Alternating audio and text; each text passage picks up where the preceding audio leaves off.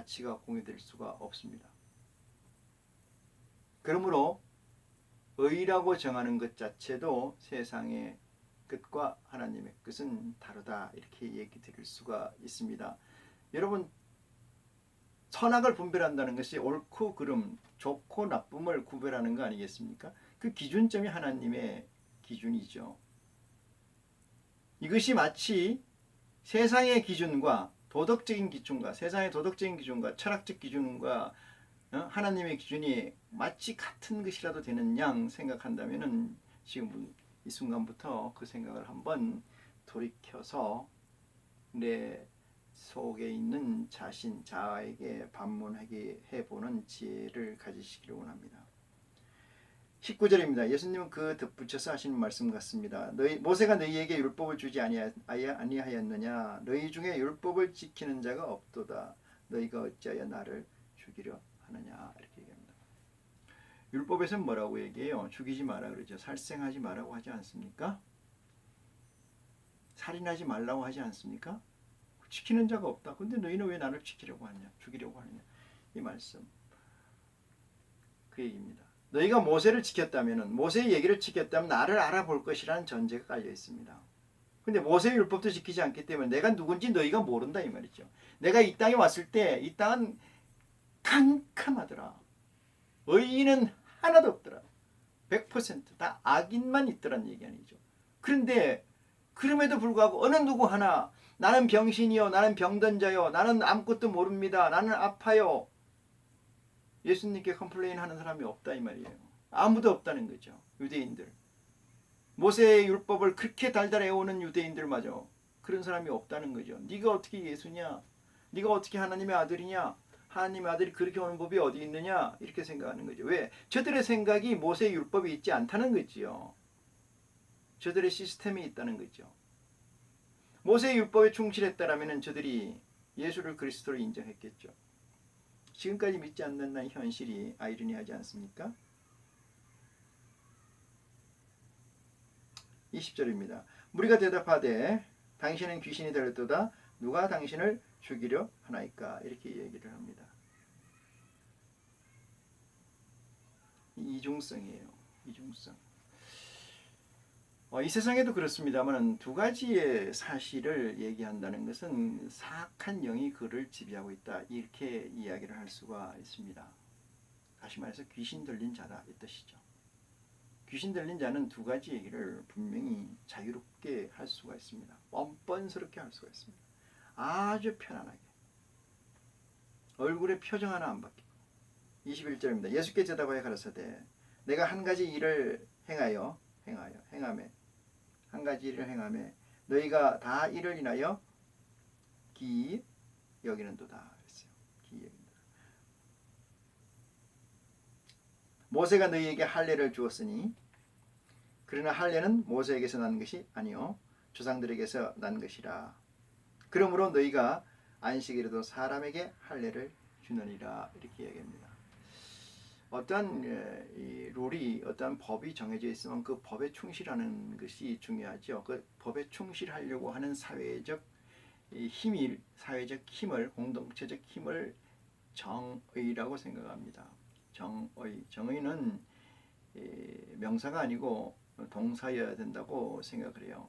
정해져 있는 가치를 최대한 지키려고 하고 그 정의에 따라서 행하려고 하는 공동체적 힘을 얘기하는 거다. 혼자 있으면 의미가 없는 거고, 여럿이 얼마나 많은 정의가 있느냐는 것은 그 사회에 정해놓은 룰을 정확히 지키려고, 해석하려고, 집행하려고 하는 힘이 얼마나 있는 것을 저는 정의라고 이야기를 합니다. 그런데 모세의 율법에서 할례를 행하는 것 자체를 가지고 예수님이 얘기하시는 거죠. 사람이 할례를 주느니라. 23절이다. 모세의 율법을 폐하지 아니하려고, 사람이 안식일에도 할례를 받는 일이 있거든, 이랬습니다. 사람이 안식일에도 할례를 받는 일이 있거든. 내가 안식일에 사람의 전신을 건전케 한 것으로 너희가 나를 노여하느냐, 그랬습니다.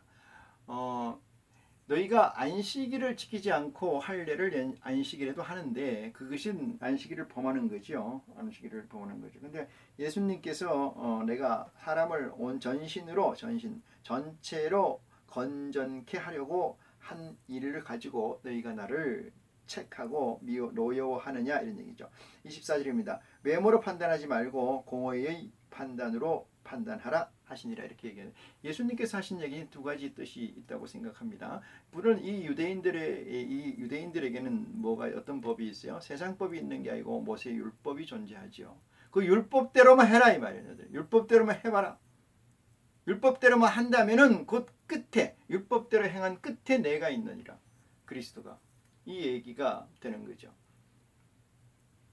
두 번째는 율법대로도 행하지 않으면서 너희들의 관례대로 행하면서 내가 그거 안식일에 사람을 온전케 한 사실을 가지고 너희가 나를 잡아서 죽이려고 하느냐 이렇게 얘기를 하는 거죠. 공의의 판단으로 판단하라 하시니라. 공의라는 것은 함께 의지를 모아서 뜻을 모아서 가져진 거죠. 그것이 모세의 율법이고 지금은 예수 그리스도의 복음의 메시지인 줄 믿으시기를 바랍니다. 세상의 율법이 중요한 게 아니고 세상의 헌법이 중요한 게 아니고 모세의 율법이 중요한 게 아닙니다. 이 시대에는 예수 그리스도께서 우리에게 남겨주신 복음이 중요한데 그 법이 생명의 성령의 법이라는 사실이죠. 물론 모법은 사랑이라는 모법을 가지고 있습니다. 이것이 공의입니다. 구약에서는 돌판에 써져 있기 때문에 누구나 그것을 보고 맞느냐 안 맞느냐 누구나 그것을 보고 규정할 수가 있습니다만 정의할 수가 있습니다만 생명의 성령의 법에서는 내 마음판에 법을 쓰여져 있기 때문에 그것을 보고 읽는 사람은 자신과 하나님밖에 없다는 것을 아시기를 깨닫기를 원합니다. 그런 누구든지 형제를 라가라 할 수가 없고 누구든지 형제를 비판할 수가 없다는 사실을 깨우침 받음이 이 시간에 이 시대의 지혜가 아닌가 이렇게 생각을 해봅니다. 자,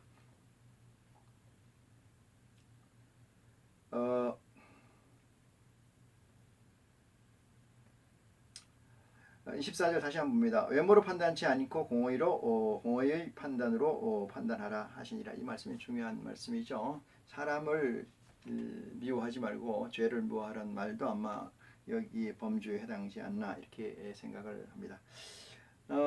25절부터 시작해서 이 53절까지 실장 53절까지는 다음 시간에 말씀을 증거하도록 하겠습니다. 오늘 말씀은 여기서 마칩니다. 고맙습니다.